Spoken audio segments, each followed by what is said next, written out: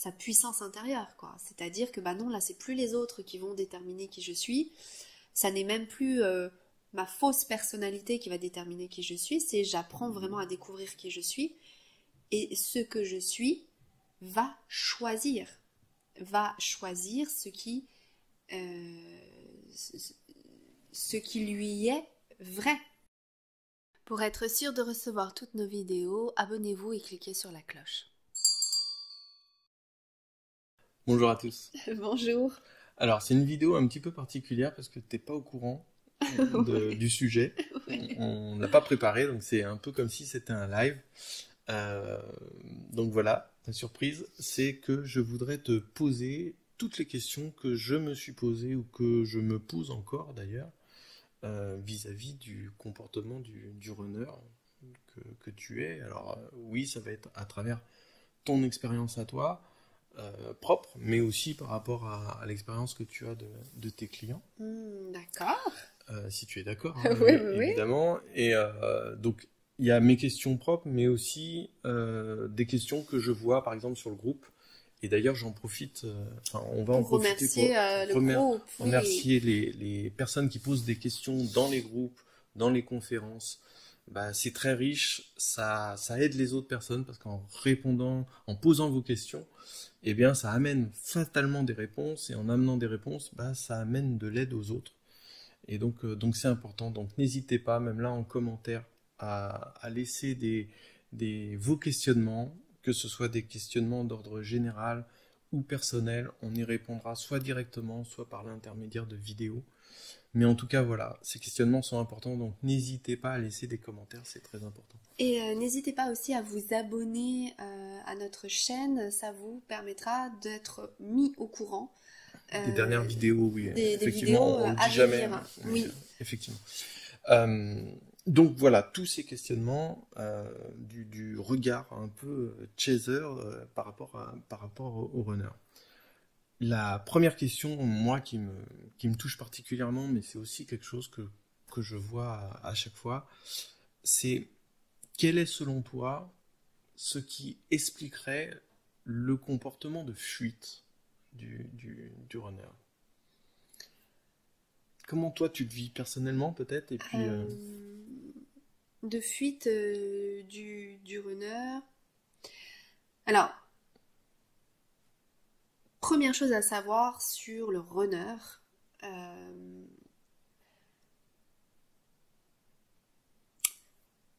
c'est que la première chose qu'il fuit, c'est lui-même. Avant toute première chose. Donc, quand je veux dire il se fuit lui-même, c'est il est pour beaucoup et bien souvent en dépendance des autres. Il est vraiment en dépendance affective des autres, c'est-à-dire que il se vit inconsciemment à travers le prisme des autres. Alors, des autres, ça peut être les parents, ça peut être la société, ça peut être un amoureux ou une amoureuse du moment. Euh, mais son comportement de fuite, il commence déjà quand même quelque part par là, c'est-à-dire je me tourne vers les autres parce que je me fuis déjà moi-même. Voilà, déjà on peut commencer à cet endroit-là. Alors c'est pas dit que tout runner en est à cet endroit-là, mais beaucoup en sont là. Après, ce qui peut se passer, donc là j'essaie de vous montrer un petit peu le déroulé. Mais je dirais que le début c'est vraiment là, d'être dans une dépendance affective. L'étape d'après, ça va être de prendre conscience en effet de tous ces endroits où on se fuit soi-même. Et qu'est-ce qu'on fuit en fait? Eh bien, on va surtout fuir, pour ma part, je dirais, de prendre la responsabilité de qui on est. C'est-à-dire que tant que, bon, c'est très inconscient hein, tout ça, hein, mais tant que je suis sur le modèle de quelqu'un d'autre, tant que je ne prends pas la responsabilité de qui je suis, je prends aucune responsabilité dans la vie. C'est la faute des autres, c'est les autres le problème. Et moi, voilà, je suis une victime qui à qui tout arrive. Donc, le runner, ce qu'il faut comprendre, c'est qu'il va avant tout se fuir. Il va fuir la vérité de sa vie, il va fuir la vérité de qui il est, il va fuir les relations qui pourraient lui être bonnes, mais vu qu'il ne sait pas ce qui est bon pour lui, eh ben, il n'est pas capable de reconnaître quand une relation est bonne pour lui. Et c'est ce qui fait d'ailleurs qu'il peut même parfois aller vers des relations qui sont plutôt néfastes pour lui, parce que vu qu'il ne sait pas ce qui est bon de ce qu'il ne l'est pas, eh ben, il a besoin peut-être parfois d'expérimenter ce qui ne l'est pas. D'où le fait que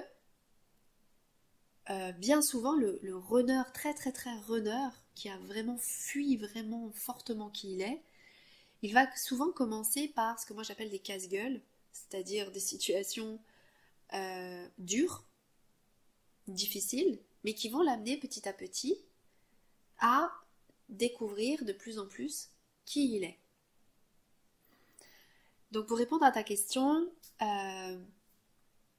qu'est-ce qui explique le plus le fait que le runner fuit?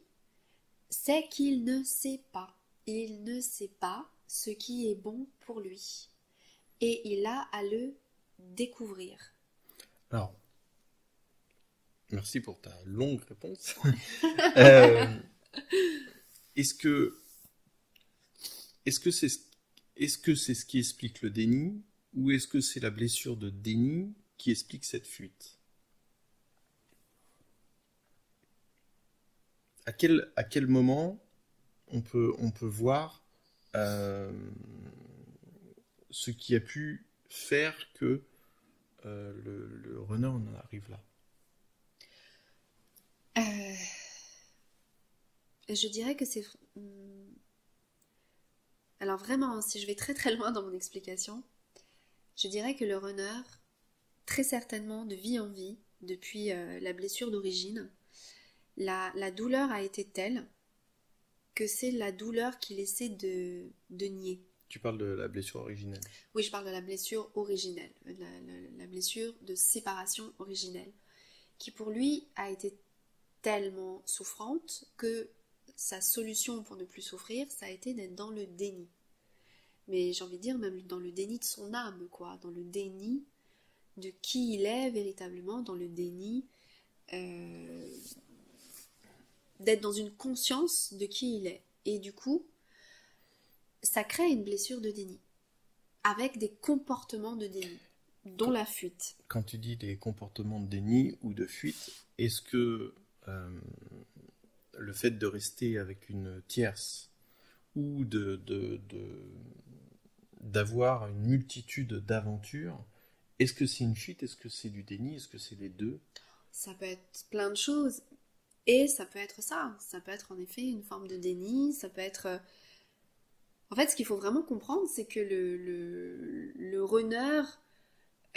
alors, bon, déjà, selon qu'il est yin, selon qu'il est yang, ça va pas se jouer forcément au même endroit. Un runner yin, dans ce qu'il va dénier de son être-té, ça va être beaucoup sa partie spirituelle, là où un runner yang va surtout dénier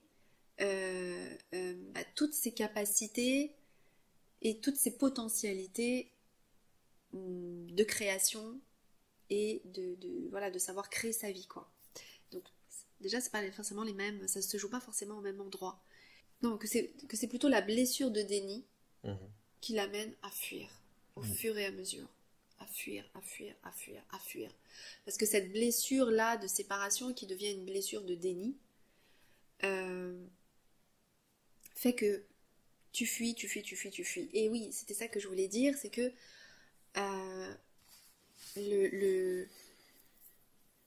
par rapport à cette question de tierce ou d'avoir plusieurs partenaires, ben, je disais tout à l'heure, il est dans la dépendance affective.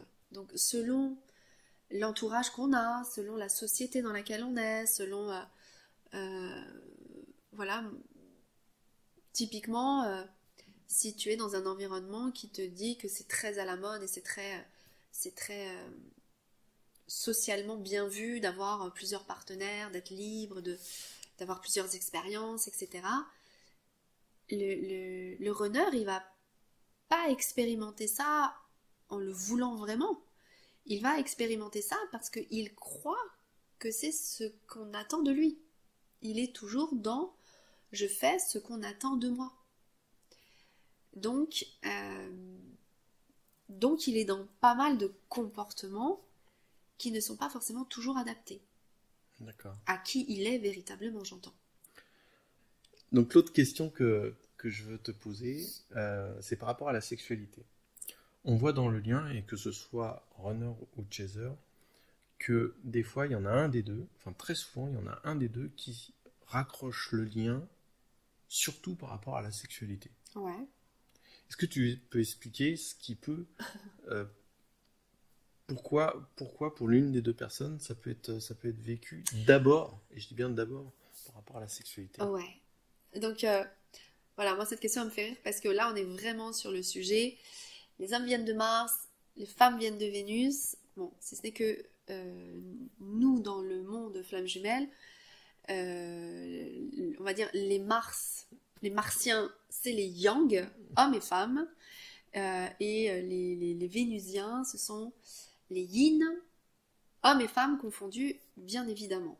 Donc, à partir de ce postulat-là, ce qu'on voit bien souvent, en tout cas dans les duos, c'est qu'il y en a bien souvent le yang, homme-femme, est plus en effet ouvert à la sexualité. Et quand il est ouvert à la sexualité en mode inconscient, blessé, et avec toutes les dérives que ça peut avoir, d'être très ouvert à la sexualité, mais qui vient quand même dire quelque chose d'intéressant et d'important sur l'énergie sexuelle du yang, qui est une très très belle énergie, très puissante énergie. Ce n'est que lui, son énergie, elle naît à cet endroit-là. Le yang, son énergie, c'est une énergie qui naît, qui prend sa source, on va dire, dans l'énergie de vie. Et l'énergie de vie, elle passe par la sexualité, elle s'exprime à travers la sexualité. Là où le yin, son énergie va, elle, être plus une énergie de lumière, une énergie éthérique, et qui va davantage s'exprimer à l'origine, plus à travers le cœur, à travers l'esprit. Et bien évidemment, le chemin, c'est que les deux se rencontrent, et les deux fusionnent, et les deux, vous voyez, c'est pas juste elles se rencontrent, c'est les deux vont faire le chemin, le yang d'aller vers du yin, et le yin d'aller vers du yang. Donc, selon là où on en est, voilà, là c'est le concept, on va dire, mais selon ce qu'on vit réellement, concrètement, dans la vie de tous les jours, bah ouais, c'est un fait qu'il y en a un qui est plus chaud que l'autre, qui est plus sexuel que l'autre. Et quand ça se mélange, ce que j'entends, c'est que quand ça se mélange ou quand ça s'active par rapport à la blessure de déni, ce que tu viens d'expliquer juste avant, c'est-à-dire que la personne recherche un peu qui elle est et peut se perdre là-dedans, bah du coup ça peut donner quelqu'un donc qui a beaucoup d'attirance pour la sexualité et qui du coup va se perdre dans les multiples expériences et ce qu'on disait tout à l'heure. Alors, ça en effet c'est quand elle est dans le déni et quand elle peut croire que parce que le yin à la base c'est pas son délire hein, la sexualité hein, c'est pas là où elle va s'exprimer en tout premier lieu, même si le yin a une très très grande énergie sexuelle, c'est pas ça la question, mais oui c'est pas là où la blessure va venir impacter, et en premier c'est rare, même si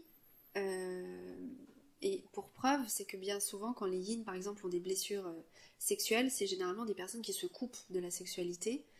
Donc, soit ils sont complètement sans sexualité, ou soit ils vont être dans un déni qui vont les amener à être dans la sexualité que les autres veulent. Mais eux, sans forcément de désir, sans forcément de plaisir. Ils sont aussi dans le déni de leur propre expression sexuelle. Donc voilà, le yin, il est plus dans une sexualité inconsciente quand elle est blessée et qui va prendre les formes qu'elle croit qu'elle doit prendre. Donc couper, de couper à, hein, parce que c'est pas ou l'un ou l'autre, hein, de couper à faire des choses parce que les autres font comprendre que c'est ça qu'il faut faire. D'accord. Le yang, lui, c'est pas pareil. Le yang, il a une vraie relation aimante à la sexualité, il aime ça, il est généralement de base bien avec, et selon ses blessures, selon là où il en est, bah ouais, il va plutôt aller dans des dérives, voilà, d'avoir plein de partenaires par exemple. Là par contre avec quand même un plaisir et un désir existant, conscient, mais qui va être exprimé, on va dire, un petit peu sans conscience, à tout va. Voilà, pour faire un petit peu une caricature hein, et une généralité, parce qu'après il y a bien évidemment les cas et les situations uniques et propres à chacun, voilà, particulières. Ok. Je voudrais te parler un petit peu des blessures. Ouais. Dans ton cas, tu as travaillé très longuement sur les blessures, alors sur tes blessures, sur tes propres blessures à toi et aussi sur les personnes que tu aides. Tu as travaillé sur tout type de blessures, sur du karmique, sur du transgénérationnel, sur des blessures de cette vie-là. Est-ce que tu penses que tout le monde a des blessures dans tous les domaines d'expérience de l'âme, c'est-à-dire dans sa vie réelle, dans son transgénérationnel, dans son karmique, ou est-ce qu'il y a des personnes qui en sont épargnées? Eh bien, franchement, aujourd'hui, après 20 ans sur cette question-là, pour moi, on est tous blessés. Et quelle est alors dans ce cas-là, est-ce qu'il y a une nécessité vraie à guérir ces blessures? Qu'est-ce qu'on acquiert en guérissant ces blessures? En allant au fond du fond comme tu l'as fait. Bah, en allant au fond du fond, alors comme je continue à le faire, parce que je pense que c'est un... Voilà. Bon, en tout cas, c'est un chemin, en tout cas. Mais qu'est-ce qu'on a à y gagner? Mais à se créer la vie qui nous correspond vraiment, à être vraiment dans son authenticité la plus libérée, la plus poussée, quoi, la plus exprimée possible. Et franchement, ça n'a pas de prix. Ça n'a pas de prix parce que quand on en est là, quand on est libéré de ces blessures et qu'on est ce qu'on est profondément, ce qu'on a envie d'être profondément, qu'on fait ce qu'on a profondément envie, que voilà, on a envie de dire ce qu'on a envie de dire, on le dit, on fait, on le fait. Enfin, il n'y a plus aucun frein, il n'y a plus aucune barrière. On est aussi beaucoup plus capable d'accueillir les autres dans leurs blessures. Ça aussi, pour moi, c'est un gros point important, c'est que, ok, il y a tout ce que ça nous apporte individuellement, mais ça apporte beaucoup aussi dans la relation aux autres, quoi, parce que quand on est capable de comprendre le pourquoi du comment les blessures nous ont amenés à être, eh ben, on a beaucoup plus de recul, beaucoup plus de compassion, de bienveillance vis-à-vis des autres et de là où ils en sont. Et donc la communication et les échanges, bah ouais, sont beaucoup plus... on le prend beaucoup moins pour soi.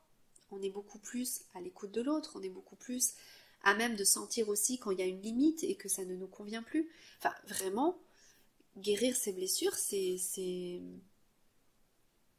Est-ce que tu penses que ça a un effet sur le fait qu'on ait été en réunion? Ah mais carrément. Ah mais directement, je sais pertinemment que ça a eu un impact, parce que bon, déjà toi, clairement, t'avais pas beaucoup de blessures. Par contre, moi, j'en avais beaucoup. Et ce qui est intéressant aussi de regarder... Tu penses que le runner en général a plus de blessures que le chaser? Non, Enfin, là, non, ça je pense pas. Je pense que c'est par contre l'évolution karmique de chacun. Parce que le karma a vraiment une grande, grande place hein, quand même dans, dans, dans l'avancée vers la réunion. Vraiment. Donc, c'est vraiment notre histoire d'âme, quoi. C'est-à-dire que plus on enlève les couches d'oignon et plus en fait, qu'est-ce qui reste? C'est l'âme. C'est l'âme et la relation à son âme, elle devient de plus en plus fine et de plus en plus directe. Donc on a les informations qui viennent à nous quand on a enlevé toutes les couches qui nous en empêchent. Et du coup, tu vois, moi qui ai beaucoup travaillé sur mes blessures, bizarrement, la blessure de rejet, en bonne yin, en bonne runneuse que je suis, ça a été la dernière blessure que j'ai guérie quand même. Donc, voilà, ça m'a demandé 20 ans pour en arriver là. J'étais pas au courant du parcours de Flamme Jumelle, donc voilà, moi j'ai suivi mon parcours par rapport aux galères que je rencontrais dans la vie, mais tout du moins, force est quand même de constater avec le recul que ça a été la dernière blessure que j'ai travaillée, quoi. Alors que finalement, pour moi, c'est celle qui était la plus centrale.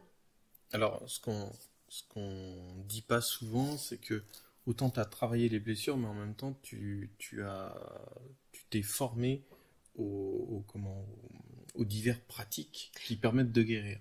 Ouais. Ma question est-ce que tu penses qu'il y a une pratique plus pertinente, plus efficace, ou est-ce que tu penses, comment tu vois les choses sur toutes les pratiques que tu connais et que tu utilises? Alors, moi je pourrais passer ma vie à me former à des pratiques parce que je trouve que tout ce qui existe aujourd'hui a sa place, mais vraiment tout, qu'elle soit énergétique, qu'elle soit thérapeutique, coaching, peu importe, corporelle, peu importe. Vraiment, vraiment, toutes les méthodes aujourd'hui, elles ont leur place parce qu'on en a besoin. Parce que l'humain a besoin d'avoir autant de possibilités, c'est une abondance, c'est une richesse. Donc, en termes d'outils, pour moi, elles ont toutes leur place. Alors, du coup, si on a du questionnement, si on a un panel de pratiques qui nous est proposé, comment faire pour choisir? Ouais, je sais que... Des fois, on ne sait pas. Je sais que ça, c'est vraiment parfois un peu compliqué. Bon, je dirais que c'est très bien aussi de suivre son instinct. Ça, c'est la première chose. Après, la deuxième chose, c'est que... voilà, moi, par exemple, qui suis formée quand même à... Je pense que je peux dire aujourd'hui beaucoup d'outils. C'est vrai que ça permet de sentir rapidement ce que mon client a besoin. Donc, et puis de voir aussi ce qui va être vraiment le plus efficace par rapport à autre chose. Donc il y a aussi des thérapeutes pluridisciplinaires, et ça peut être aussi intéressant à aller regarder, parce que vu qu'ils connaissent plusieurs outils, ils vont pouvoir sentir ce qui va être efficace. Bon, ça c'est d'une. Et puis, ouais, les thérapeutes pluridisciplinaires, ce qui est aussi intéressant, c'est qu'ils sont toujours à l'affût aussi des nouvelles techniques, des nouveaux outils, etc. Donc moi, je sais que je suis très à l'affût des outils, et tout en même temps que je suis aussi de plus en plus ouverte à mes propres outils, on va dire, originels de mon être. Donc les deux ensemble, eh bien, ouais, je le vois bien que c'est de plus en plus efficace dans les guérisons. Donc ça, c'est d'une. Et puis, suivre son instinct aussi dans tout ce panel. Ouais, c'est aussi intéressant. Et oui, parfois, ça va passer par prendre un rendez-vous avec un thérapeute. Ça va pas le faire. Le feeling va pas passer. Bon, c'est comme ça aussi que on se rend compte de ce qui va parler, quoi. Ok.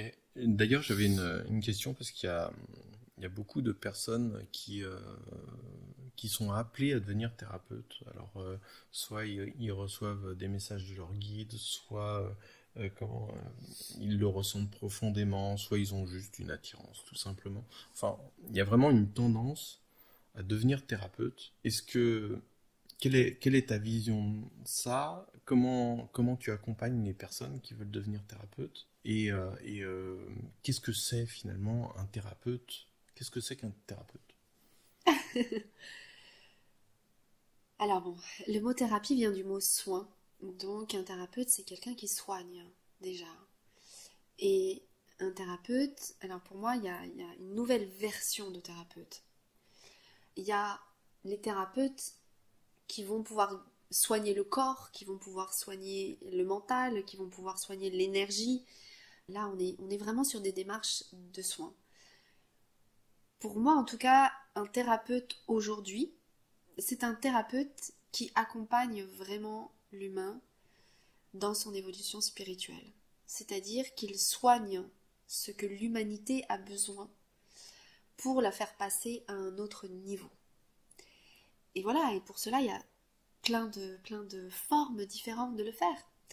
Mais l'intention en tout cas, moi mon intention en tout cas, celle-ci, elle est celle-ci aujourd'hui, mais elle n'était pas celle-ci il y a 20 ans ou il y a 10 ans dans mon évolution de thérapeute. Voilà, c'est une évolution, et tout en même temps que je vois bien que ceux qui sont appelés à être thérapeutes aujourd'hui, il y a vraiment cette démarche-là assez universelle. Et du coup, au regard de cette démarche-là universelle, et au regard aussi de ce cœur de métier vraiment qui m'accompagne maintenant depuis 20 ans et qui m'anime, eh bien oui, moi en tout cas, ma manière aujourd'hui, c'est en effet de former des thérapeutes. Ça, c'est vrai également. Dans cette démarche universelle et d'accompagner l'humain dans les phénomènes spirituels qu'il rencontre et qu'il vit aujourd'hui. Alors en fait, j'avais une question sur la mission de vie, mais quelque part on a commencé à y répondre. Dans ce lien de flamme jumelle, il ressort souvent ce besoin qu'on a une mission de vie. Et très souvent d'ailleurs, ce qu'on voit souvent, ou ce que comprennent les gens souvent, c'est que justement c'est à travers ce métier de thérapeute, ouais. Mais pas que. Qu'est-ce que tu peux dire sur l'importance pour toi, à travers toi et à travers les personnes que tu aides, l'importance de la mission de vie? La mission de vie, elle est extrêmement importante parce que finalement c'est la dernière étape. C'est l'étape où on vient exprimer qui on est, où on vient exprimer l'être en amour véritable et authentique que l'on est. C'est-à-dire que c'est aussi une façon pour toi, c'est une façon d'exprimer l'amour aussi. Mais totalement, en fait, c'est là où elle s'exprime vraiment. C'est là où elle est concrète, où elle est manifestée, où elle est réalisée, où elle s'incarne dans la réalité humaine de tous les jours. Et ça passe, oui, par des petites actions, ça passe par une action professionnelle, par une action rémunérée ou par une action qui n'est pas rémunérée. Et oui, on peut très bien être dans un tout autre métier et puis être pour autant dans sa mission de vie par rapport ne serait-ce à son comportement au travail ou des choses comme ça, c'est ça que tu veux dire? Exactement. C'est une position d'être, un état d'être. Mais pour moi, c'est ça aujourd'hui la mission de vie, hein. C'est d'incarner son état d'être qu'on découvre dans ce parcours initiatique de Flamme Jumelle. C'est qu'on a un état d'être d'amour incroyablement puissant, et que ça, mis au service de ses actions, eh bien les actions sont beaucoup plus porteuses. C'est-à-dire que qu'est-ce que ça donnerait un avocat animé par cet amour et par la vérité de qui il est? Qu'est-ce que ça ferait des politiciens animés par cet amour et par cet état d'être particulier? Qu'est-ce que ça fait un boulanger avec cet amour et cet état d'être particulier? Une nourrice qui garde des enfants avec cet amour et cet état d'être particulier? Tu vois, c'est-à-dire que la mission de vie, c'est comment je vais exprimer au mieux l'être en amour que je suis. C'est ça. C'est à cet endroit-là où se joue la mission de vie. Et elle est importante parce que on peut rester dans un cheminement intérieur de compréhension, d'évolution, de bien-être. Voilà, ça va nous amener beaucoup de bien-être, beaucoup de plénitude, beaucoup de détente. Et c'est merveilleux. Voilà. Là, on est dans l'étape yin, on va dire. Et puis après, il faut passer à l'étape yang, c'est-à-dire acter, matérialiser, réaliser. Et je le répète, que ce soit dans des petites actions, de simplement dire bonjour à quelqu'un, quoi. Un bonjour avec amour, avec de véritables émotions, de compassion, de bienveillance. Enfin voilà, moi j'ai des tas de souvenirs là qui me viennent en une fraction de Et on seconde. entend les bonjours bienveillants, de toute façon, on les entend. On les entend différemment. Et ça crée quelque chose, quoi. Donc voilà, ça passe par des toutes petites choses comme ça, mais c'est déjà changer la réalité. Et ça, mis aussi à tous les endroits de sa vie, dans ses relations, dans son travail, et donc on concrétise, on matérialise cet amour qu'il y a en soi. Alors, des questions, j'en aurais 1000, et d'ailleurs, je vais le redire, surtout n'hésitez pas à laisser des questions en commentaire, et d'ailleurs, peut-être même qu'on fera des vidéos comme ça, questions-réponses, en reprenant les questions des commentaires. Ça parce que je te signale qu'il y a le retour aussi, il y a moi qui dois te poser des questions sur... Ah bon, tu veux faire ça? Ouais. D'accord, tu veux te venger en fait. Non, je veux m'amuser. Mais du coup, pour clore un petit peu toutes ces questions, parce qu'on n'en finirait pas, je voudrais juste une dernière sur le libre arbitre. Je sais que pour toi, c'est extrêmement important de pouvoir être en autonomie. Mais tu m'étonnes. De pouvoir voilà, faire ses propres choix. Et il y a un parallèle qui n'est pas souvent évoqué et qui me semble extrêmement important, en tout cas ça a été important pour moi, c'est que le libre arbitre, je vois un parallèle avec la notion de ne pas épargner l'autre de ce qu'il a à vivre. Et je pense que dans l'amour infini, inconditionnel, laisser à l'autre la place qu'il doit prendre. Alors, bien sûr, moi je me reconnais en tant que yin, je parlais tout à l'heure, j'ai été dans le déni, j'ai été dans la fuite, donc bien évidemment que la notion de libre arbitre, qui est le libre arbitre, c'est simplement d'en arriver à reconnaître sa puissance intérieure, quoi. C'est-à-dire que non, là c'est plus les autres qui vont déterminer qui je suis, ça n'est même plus ma fausse personnalité qui va déterminer qui je suis, c'est j'apprends vraiment à découvrir qui je suis, et ce que je suis va choisir ce qui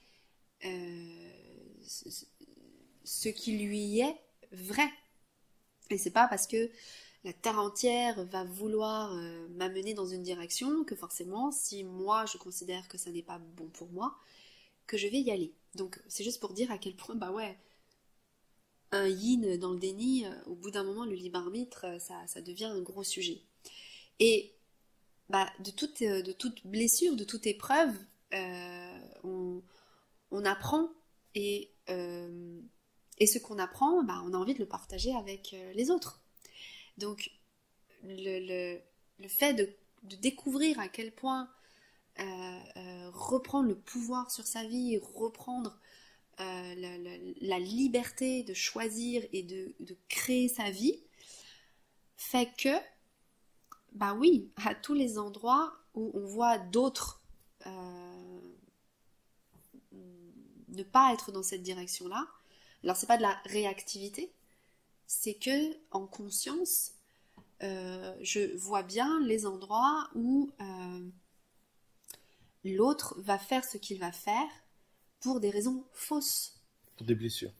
Pour des blessures, pour dans de ce que l'ego. Tu dis, j'entends beaucoup revenir quand même le parallèle avec les blessures et d'identification de qui on est, de travail sur soi. Et, j'entends beaucoup ça dans ce que tu dis, et j'aurais voulu aussi que tu expliques cette notion de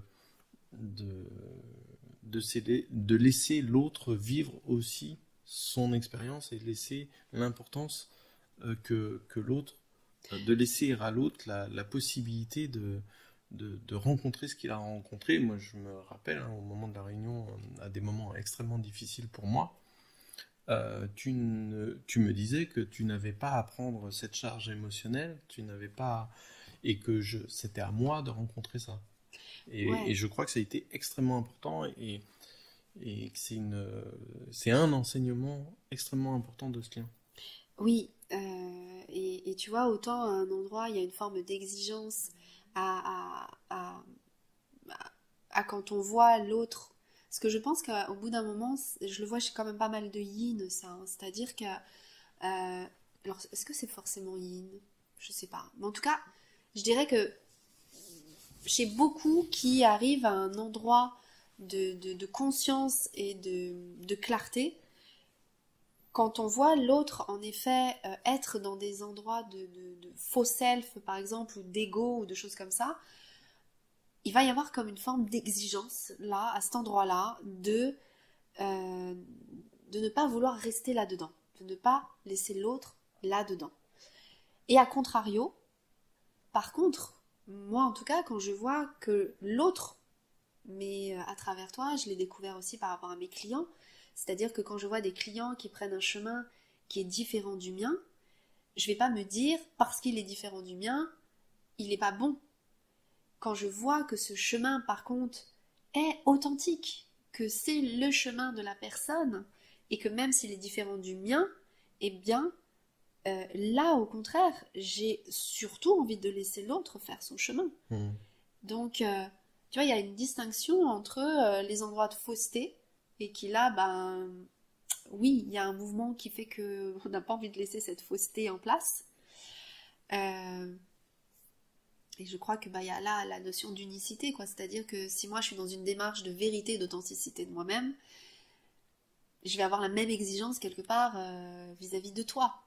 Mais en même temps, je vais te laisser tes formes à toi d'avancer sur ce chemin-là, sur ton chemin, de ta façon à toi. Et c'est là pour moi une différence à faire, quoi, à voir. D'accord. Alors, ah, si, allez, une dernière question pour Vas-y.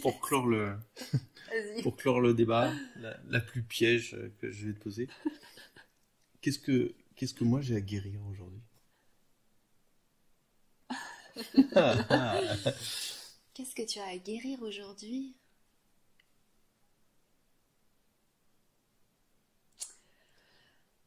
Euh, Je dirais que ce que tu as à guérir, mais c'est ce que je vois chez beaucoup de yang, c'est ta relation à la vie.